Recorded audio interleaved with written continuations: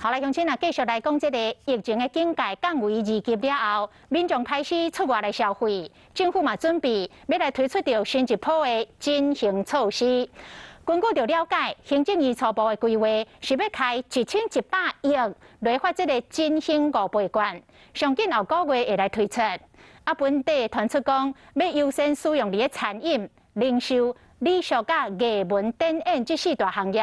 即卖讲应该是会扩大到各行业，而且会实体甲数位同步来发行。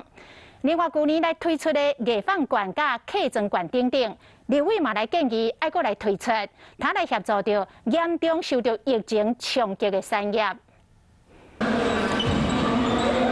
拜六礼拜，儿童新乐园囡仔生甲真欢喜，关2个半月，毋但民众真郁卒，国内产业嘛真凄惨。去年行政院发振兴3倍券，收到1000亿的经济效益。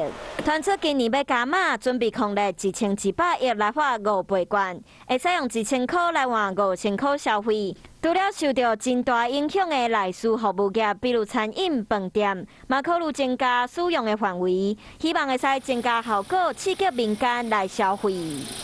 还是要发振兴券，发现金好方便好用，但是呢，它无法达到加成的效果。行政费用至少22亿，日本、韩国、美国。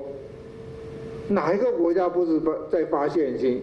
难道这些人都比你苏贞昌笨吗？发现金也是发振兴券，调解的立场一直无同。其中一个原因就是因抓本的振兴券成本伤悬。根据了解，今年扫描的环境较好，会加强来推广扫描的振兴券。另外，去年各部会推出的客庄券、农游券，还有艺放券，嘛受到民众的介意。今年嘛有可能会各发1摆。受伤比较严重的产业对症下药。不过，钱要是开伫上重要的所在，用有限的纾困预算发挥上大的效益。